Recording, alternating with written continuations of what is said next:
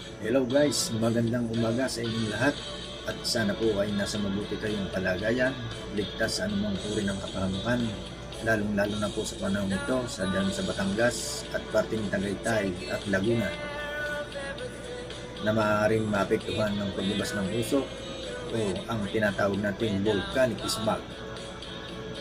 Sana po ay maglagay tayo ng face mask kung tayo ay lalabas ng tahanan, at kung hindi naman po mahalaga ang ating gagawin sa labas, ay manatili na lang po tayo sa loob ng ating tahanan. So guys, sa ngayon ito ang lagay ng ating bulkan.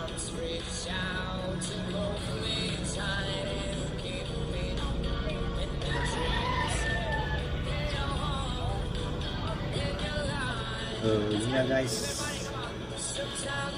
manatili tayo sa loob ng bahay at mag-iingat po tayo lagi. Marami pong salamat. Thank you and God bless.